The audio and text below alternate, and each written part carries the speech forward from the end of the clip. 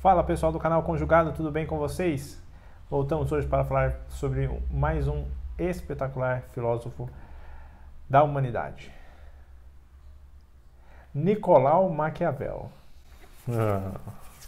Nossa. Interpretação ainda, né? Você acha que essa filosofia tem aula Aqui é aula de teatro também. de atuação? E para entender um pouco sobre Maquiavel, nós vamos entender sobre o momento histórico que ele viveu. Os últimos dois filósofos que nós abordamos um período histórico de Idade Média. E agora, com Maquiavel, nós iniciamos o Renascimento. Ou seja, o renascimento cultural da Europa.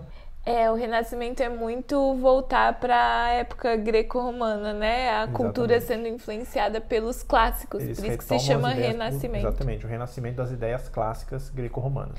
Durante o período medieval e Idade Média, essas ideias estavam mais escondidas por trás da teologia, né? Exatamente. E olha só, Maquiavel nasceu em 1469 e viveu até 1527. Ele é um historiador, ele trabalhou também... hoje é o nome chique, hoje é staff, né? Mas ele trabalhou no gabinete, vamos dizer assim, sim. de políticos italianos. Então, toda a obra dele, que vai ser uma filosofia praticamente política, é baseada na experiência dele. Esse já é um dos destaques da obra dele.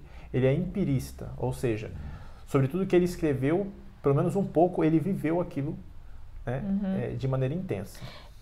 A filosofia dele é muito prática, inclusive, né? Exatamente. A ideia é que o conhecimento teórico sirva como base para ações humanas, para condutas práticas. Que é parte também do humanismo, que também é característica desse período. Ou seja, durante muito tempo, a igreja, Deus, foi o centro de tudo. Quando chega o humanismo, eles começam a trocar Deus pelo homem.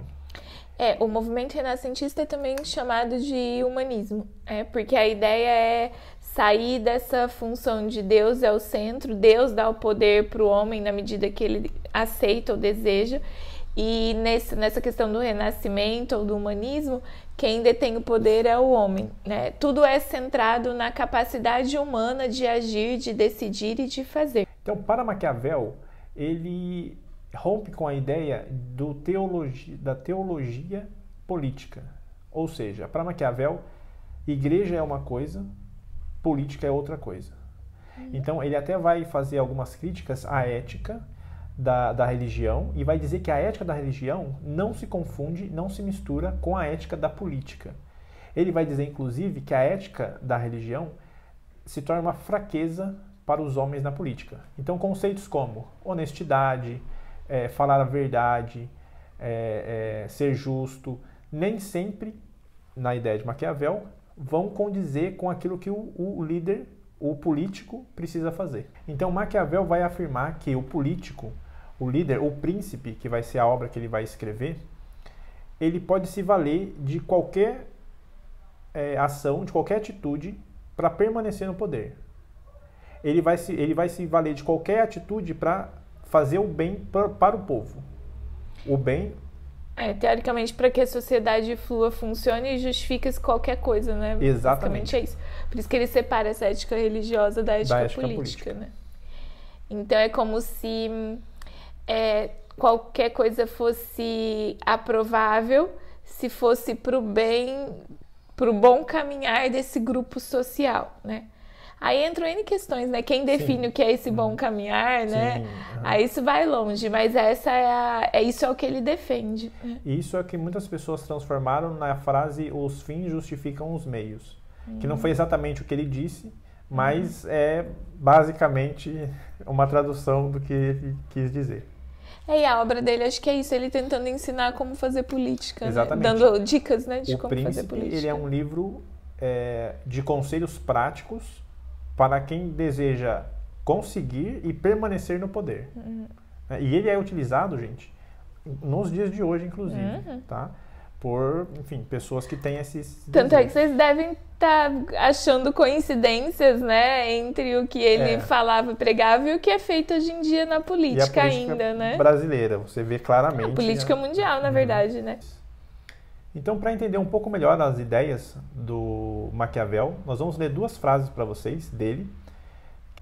Creio ser verdade que o destino seja árbitro de metade de nossas ações, mas que nos deixe governar a outra metade, ou quase. Creio ainda que seja feliz aquele que adapta seu modo de proceder às condições do tempo, e, igualmente, seja infeliz aquele que, com seu procedimento, não se adapta aos tempos. Então vamos ver a aplicação prática das ideias de Maquiavel.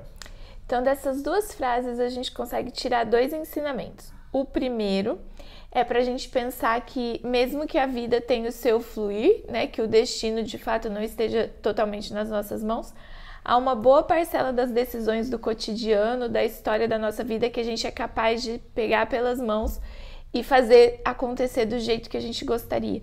Então, a ideia é entender que as nossas escolhas podem traçar também os nossos caminhos e assim a gente poder definir o que a gente quer para a nossa vida, né? Então, ter essa sensação de autonomia dá poder para a gente poder definir coisas importantes para nós, né? Essa é a primeira aplicação prática. A segunda, que vem da segunda frase, é aprender a se adaptar, né? Que ele fala que feliz é a pessoa que consegue viver dentro das condições daquele momento. Entender que a realidade é aquela, não dá para mudar só pela nossa vontade, então que a gente vai ser feliz se a gente aprender a dançar conforme a música, a jogar o jogo com os peões que a gente tem nas mãos, né? É isso. E é isso então, pessoal. Esse é Maquiavel. Espero que você tenha gostado e tenha desfeito algum nó que você tenha sobre esse filósofo incrível e maquiavélico. Não, brincadeira. Muito obrigado e até a próxima semana. Tchau!